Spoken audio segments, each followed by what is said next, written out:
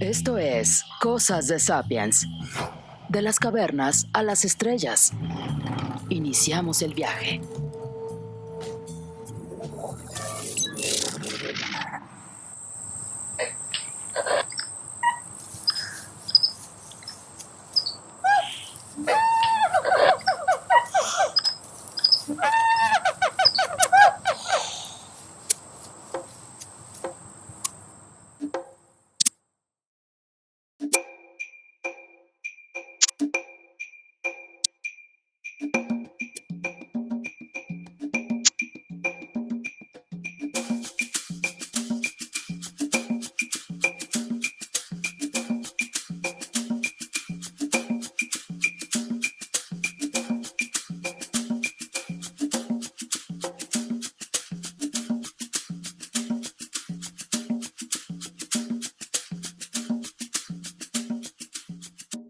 Hola, bienvenidos a Cosas de Sapiens. Yo soy Víctor González Quintanilla, conmigo Maritza Gómez. Hola a todo el mundo, ¿cómo están? ¿Y Sergio?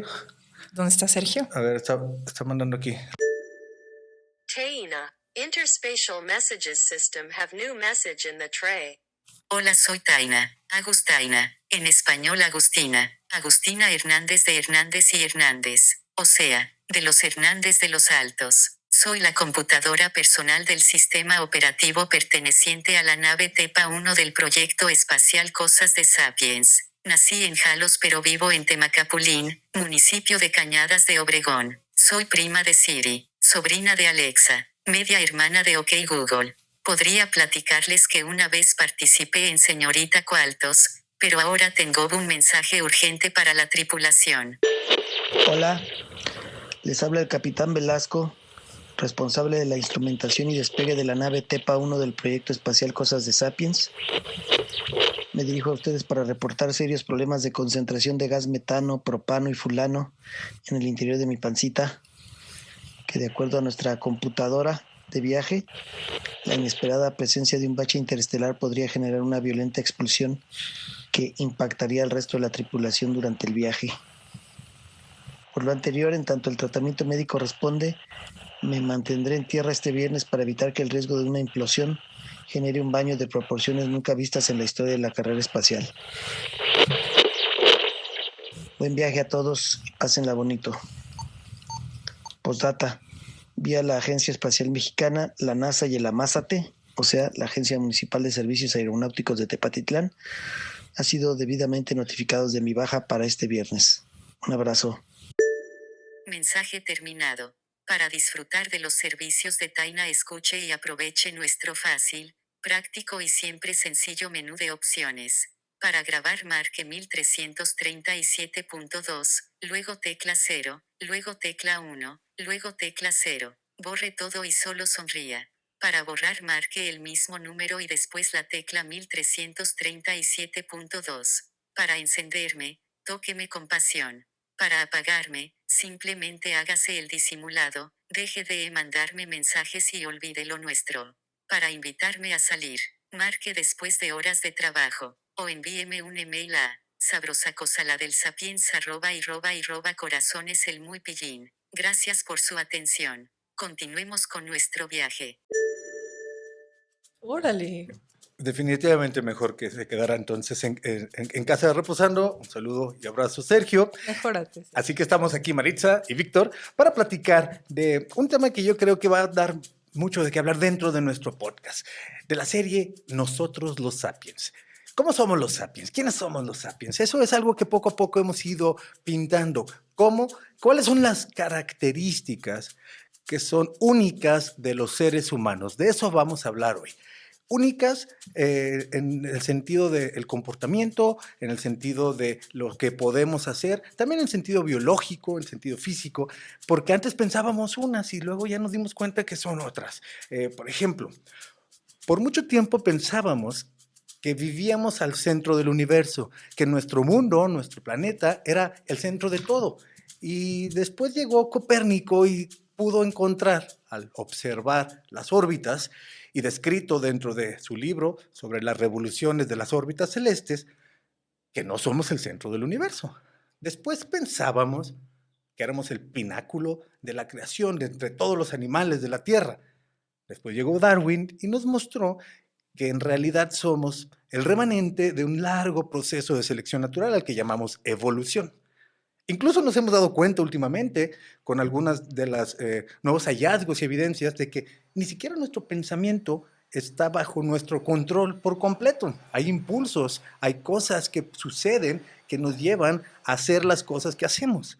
Entonces, si no son todas estas, no somos ni el centro del universo, ni somos el único animal que, por ejemplo, piensa, ya sabemos que otros animales piensan y se comunican, ¿qué otras cosas nos hacen únicos? ¿Quiénes somos los sapiens? Por un momento pensábamos, y el mismo Darwin decía, somos los únicos que usamos el fuego, y esa sin duda, y ya lo platicamos en un episodio, esa sin duda es una de las características principales de los sapiens.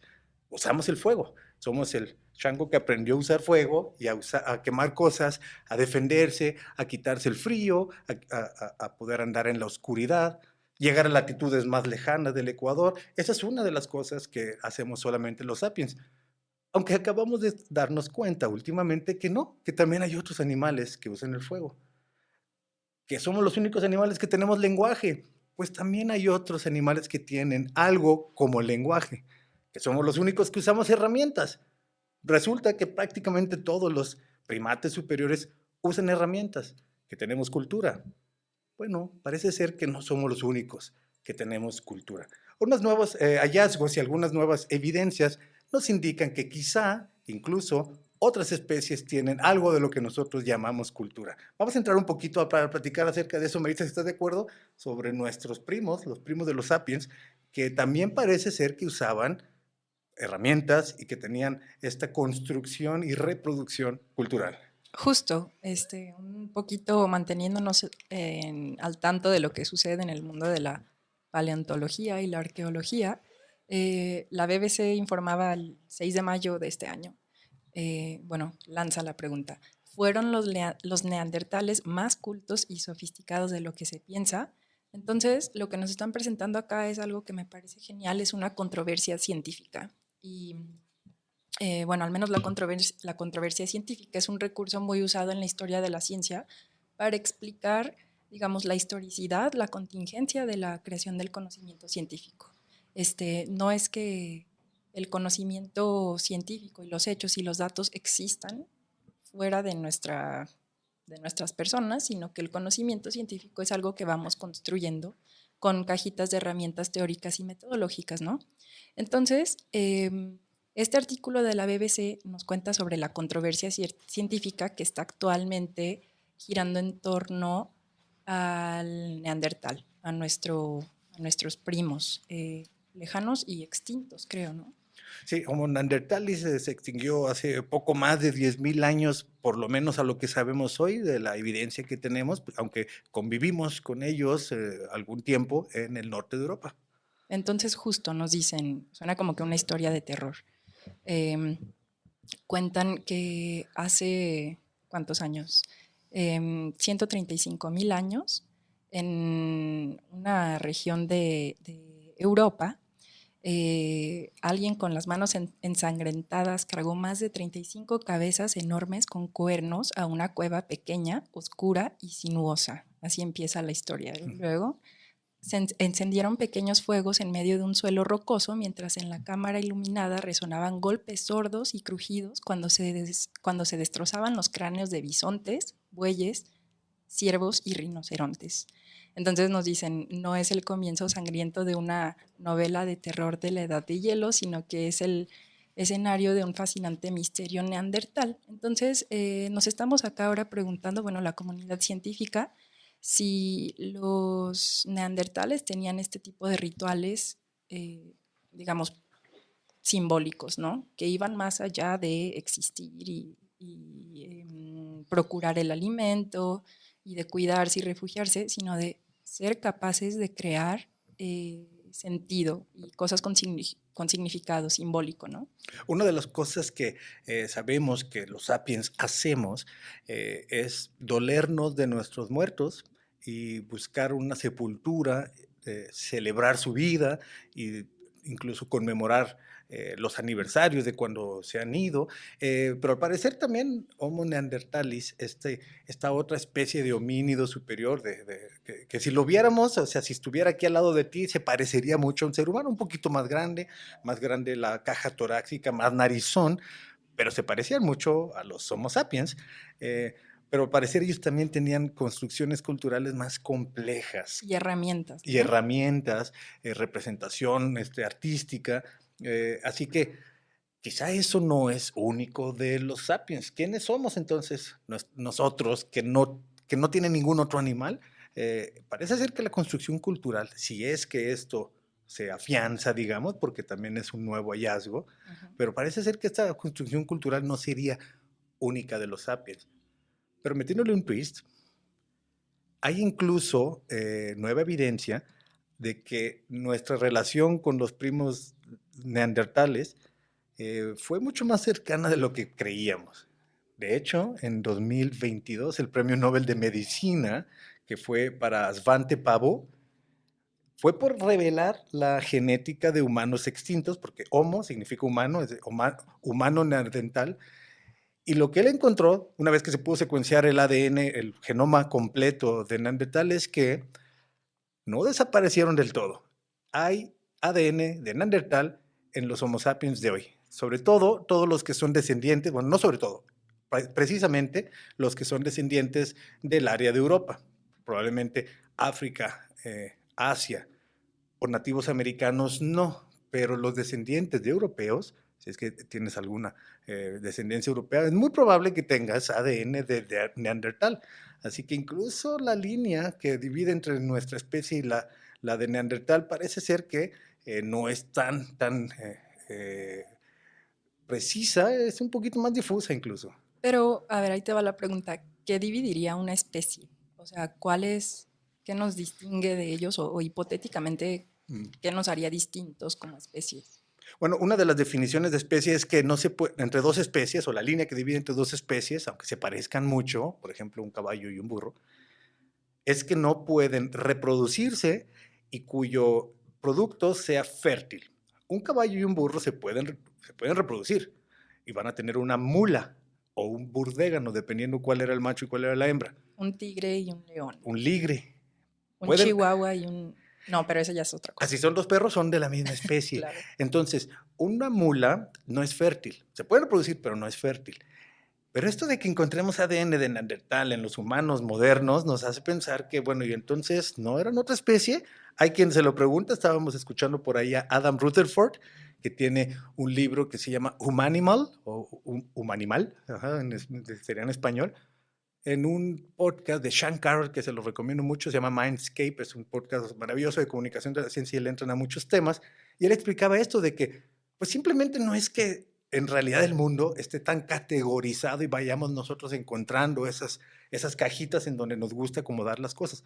Nos gusta categorizar y nos es muy útil, pero al parecer la línea entre una cajita y otra no siempre es tan definida y a veces es un poco difusa, incluso entre dos especies. Sí, o sea, justo pienso que la cajita de herramientas que estamos usando para distinguirnos de los neandertales es la taxonómica, ¿no? Que la historia de la taxonomía nos lleva a pensar en Carlos Linneo, que pues inventó este sistema de clasificación en que hay, ya ves que se me olvida la jerarquía, pero familia, especie, reino. Entonces, género, especie, bueno, especie, género, reino, y bueno, yo tampoco me la sé toda completa, pero la ponemos por ahí una imagen. Taina, Interspatial Messages System have new message in the tray. Hola de nuevo, soy Taina, Agustaina, en español Agustina, su computadora de seguridad. Disculpen la interrupción, pero el protocolo de navegación me obliga a grabar el viaje y por motivos de calidad de enterarme que pasaron de la primaria a la secundaria, sin acreditar al 100 algunos conceptos básicos de ciencias naturales. El sistema normal de clasificación del ilustre profesor, botánico y naturalista sueco, Carlos Linneo, asigna a cada organismo un reino, filo, clase, orden, familia, género y especie. Este sistema agrupa a los organismos en grupos cada vez más pequeños como una serie de cajas dentro de otras cajas llamados jerarquías anidadas. Para conservar este mensaje marquen 1, luego 2. Si al sumar les da 3 y le quitan 1, tendrán como resultado 2, es decir, 2 jovencitos reprobados. Gracias. Pero justo a lo mejor esta cajita que Carlos Linneo desarrolló hace no tantos cientos de años, pues a lo mejor está probando no dar para explicar la realidad, ¿no? O sea, vale para hacer algunas abstracciones, pero la realidad es como que bastante más compleja. A lo mejor los humanos estamos poniendo en duda la cajita taxonómica que nos ofreció Linneo.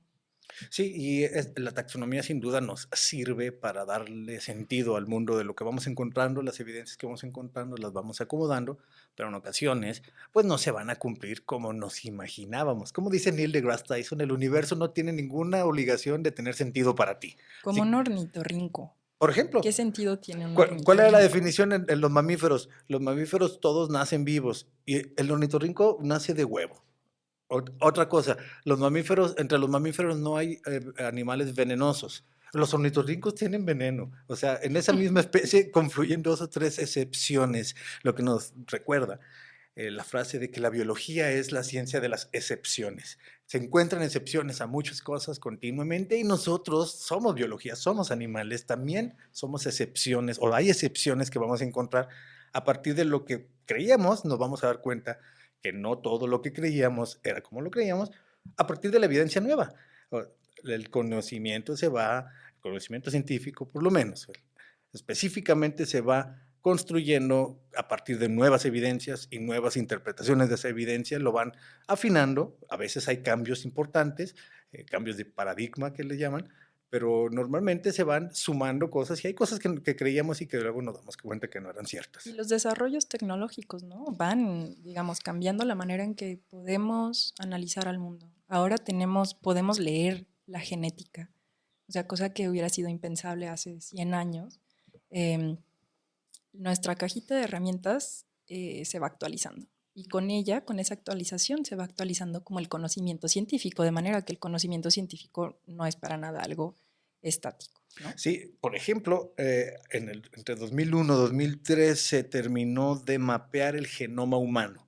Esa es una nueva herramienta, la genética, que se suma a herramientas anteriores. No es que los paleontólogos ya no usen la morfología, por supuesto que sigue usando, que no es que la taxonomía, cuando le encontramos algunas imprecisiones, vaya a ser desechada, no, simplemente vamos adquiriendo nuevas herramientas y esta nueva herramienta de poder mapear el genoma humano pues permitió que se pudiera mapear el genoma de Homo neanderthalis, un primo supuestamente lejano, pero ya vimos que fueron más cercanos, hubo, ¿cómo le llaman? Flujo genético, y todavía hay remanentes de Homo neanderthalis en nosotros. Pero bueno, entonces, ¿qué nos hace diferentes a los Homo sapiens? ¿Cuáles son esas cosas que solamente tenemos los seres humanos, los Homo sapiens o el humano moderno que estamos hoy platicando aquí? Porque todos somos sapiens, si me entiendes lo que estoy diciendo, somos sapiens. Entonces, una de las cosas es el lenguaje, sin duda, las ganas de comunicarlo. Pero ¿cuáles son otras virtudes, defectos que nos hacen únicos? ¿Cuál es la historia que ha hecho posible que tengamos este conocimiento colectivo? Hay muchas cosas que nos hacen únicos o no. Por ejemplo, la cooperación y la competencia. Muchos animales tienen cooperación y competencia. La imaginación y la inventiva, esa yo creo que sí sería un poco más de sapiens, ¿no? Por ejemplo, estábamos escuchando que representaciones de sí mismos es algo único de los sapiens. Abstraer de la realidad una idea y plasmarla de otra manera, ¿no? Que no sea en su forma física original. Exacto, y después comunicarla, compartírsela a alguien, incluso más allá de tu límite geográfico o más allá del tiempo en el que viviste. Puedes ver algo de hace mucho y lo puedes asimilar, lo puedes interpretar. Pero a Libros. ver, ahí ahora doy un paso atrás. Estamos hablando de lo que es exclusivo a los sapiens, porque justo es la idea que quizás no es tan único, porque los neandertales estaban haciendo representaciones de sus manitas en las cuevas, ¿no? Así que, digamos, ahora está en entredicho si la imaginación es particular de los sapiens. Que quizá la compartimos con los neandertales. Vamos a ver cómo se termina esa controversia. Sí, esas imágenes de una mano en una cueva a mí me parecen fascinantes porque pues es una idea o una manera de mostrar aquí estuve. ¿Qué estaba pensando el que lo puso? Pues es difícil, vamos a saberlo. No puede uno saber qué está pensando el de al lado, menos el de hace 20,000 años o 40, 50,000 años, que algunas de esas imágenes de manos en la cueva son de aquellos decenas de miles de años atrás. Si llegara el doctor Emmett Brown ahorita en su DeLorean, le diría, llévame a ver qué estaba haciendo y pensando Sí, ese ¿qué estaban neandertal. haciendo? ¿Cuál era la intención de ponerlos así? Pero entonces, si no solamente los sapiens lo hacían, también los neandertales, quizá entonces esta representación, o por lo menos dejar huella, no es solo de los sapiens, de un primo cercano, con el cual Sí. la línea de especies parece que está difusa, porque sí se pudo reproducir y tener descendencia fértil. Eso habría que definirlo bien con biólogos, puesto que hay líneas que son un poquito más difusas. ¿Qué más es solo nuestro? La cosmovisión, las ganas, el impulso, la curiosidad por explicarse de qué se trata todo. Eso, al parecer, es solo de los sapiens, aunque puede que los neandertales también lo tuvieran, pero bueno, no vemos que otros animales lo estén haciendo así.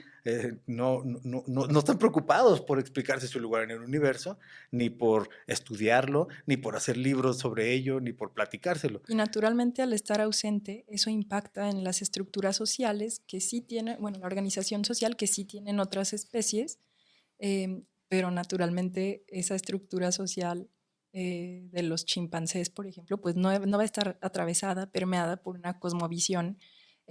Por ejemplo, no va a haber una onda de orden teológico ahí, ¿no? Como había en las sociedades antiguas. Sí, y de hecho, es al parecer, o por lo menos según Yuval Harari, es una diferencia entre los sapiens y los neandertales.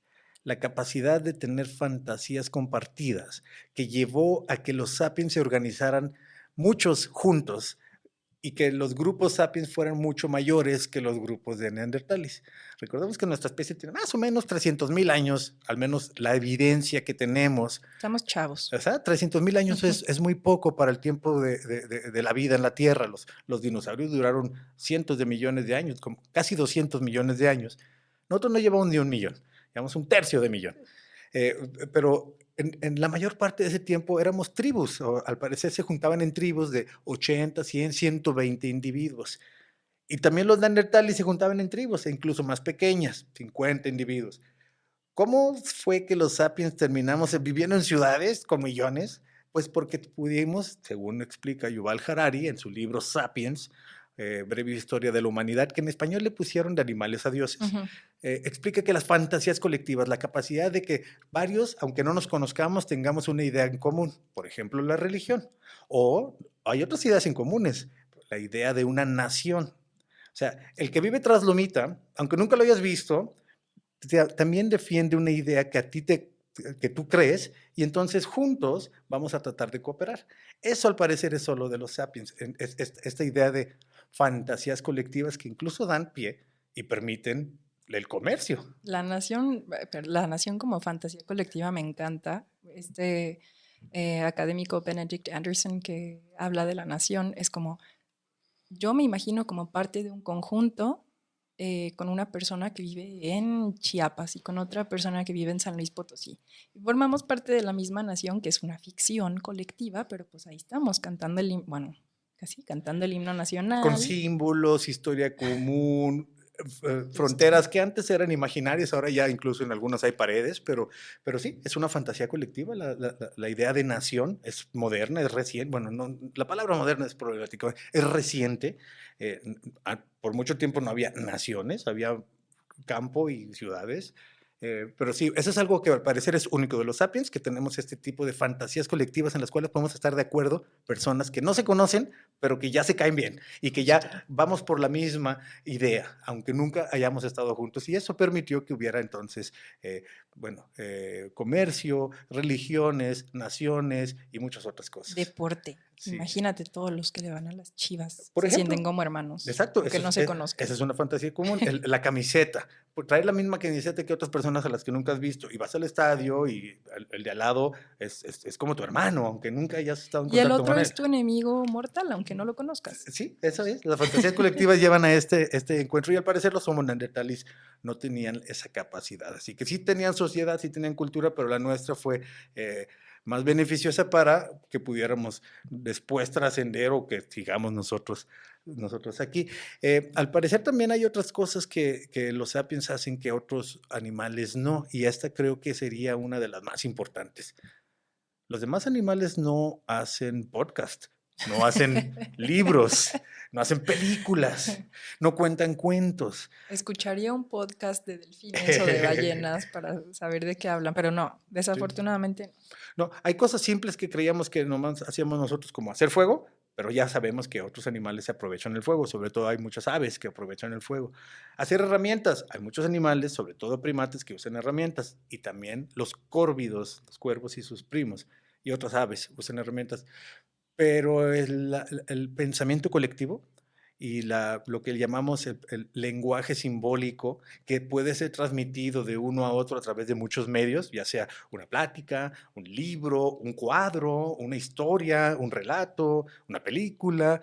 Eso es particular de los sapiens y nos gusta mucho contarnos cuentos y es la manera en la que nos decimos cosas. Las fábulas, las leyendas, ya habíamos platicado también acerca de eso, cómo las leyendas traen implícito algo de sabiduría colectiva que se mete en una historia y después llega a través de pues, cómo se la vas contando a sus hijos. Esa es otra cosa, nos gusta aprender, como todos los animales aprenden, pero nosotros los sapiens nos gusta enseñar. Nos gusta nosotros decirle a nuestros nuevos, o a nuestros hijos, cómo es el mundo y cómo hay que enfrentarse a él. No todos los animales lo hacen. Animales inteligentes como el pulpo no educan a sus hijos. Tienen que aventarse la vida solos. Que hablando de pulpos, ya trato de no comer pulpo desde que vi ese documental de Netflix sobre el pulpo, que es súper inteligente. Y ahora no quiero comer pulpo porque sé que tienen su corazoncito de pulpo, pero ni modo, es delicioso. Todos los que han visto ese documental me dicen lo mismo, no lo he visto. Hay que recomendarlo. Pero sí, pues justo, creo que regresando a la noticia, como que despertó nuestro interés ahora por los neandertales, siento que nos estamos como que nosotros mismos, mediante la ciencia, atestando otro golpe que nos resta excepcionalidad, ¿no? Ujú. Así como que, bueno, pues a lo mejor la cultura, no tenemos el monopolio de la cultura, así como ya decías tú al inicio del programa, perdimos la visión geocéntrica Ujú. con Copérnico, Ujú.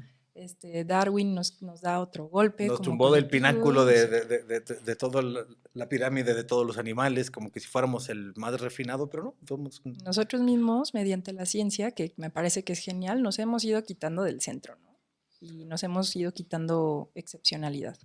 Sí, ¿de qué serán? ¿Golpes de humildad cuando nos damos cuenta de eso? O sea, cuando sabemos que no somos el centro del universo, que no es que la evolución se haya ido refinando hasta el punto tal de dar como resultado a los seres humanos, son más accidentes los que sucedieron. Si no hubiera llegado ese meteorito a Chicxulub hace 64 millones de años, quizá los dinosaurios o los reptiles seguirían dominando Siendo el los mundo. reyes del Ese mundo. tipo de accidentes tuvieron que suceder para que estuviéramos aquí, pero bueno, lo bueno es que sí hemos llegado a estar aquí, como apenas la evidencia se va dando de por qué empezamos a juntarnos tantos, por qué tenemos este pensamiento. Todas estas características se han ido dando y lo interesante es que la ciencia empieza a encontrar poco a poco algunas pistas y luego nos damos cuenta que incluso las herramientas para encontrarlas a veces no eran tan perfectas o la taxonomía, las cajitas donde lo guardamos no eran tan precisas, pero siguen sirviendo. Siguen siendo útiles para ir acomodando y haciendo sentido del mundo en el que vivimos.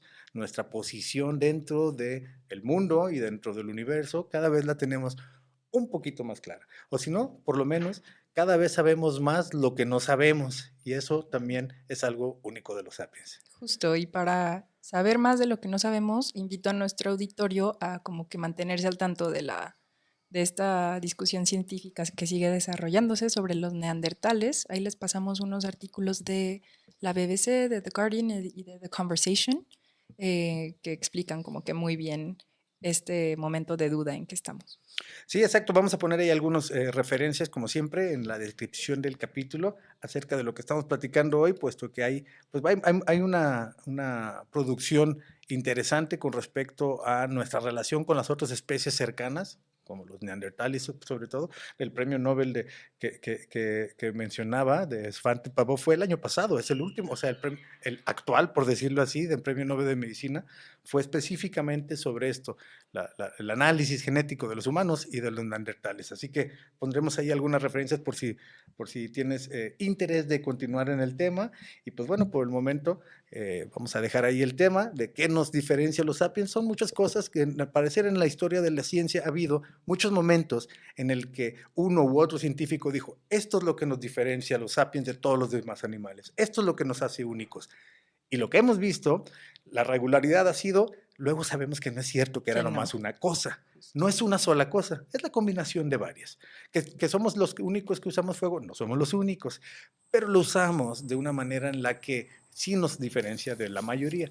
El uso de herramientas, lenguaje, yo creo que es una combinación de todos y no ha habido exactamente una cosa que nos diferencie de todos. Y la evidencia se va acumulando y nos vamos a ir dando cuenta un poquito más de cómo somos los sapiens y cuál es nuestra posición en el mundo y cómo nos relacionamos con los demás. Pues bueno, si te interesa continuar con el tema, dejaremos descripciones en la descripción del programa. Recuerda que estamos en todas las redes sociales, Cosas de Sapiens. Si te gusta lo que hacemos, suscríbete y comparte. Si no, bienvenido al debate.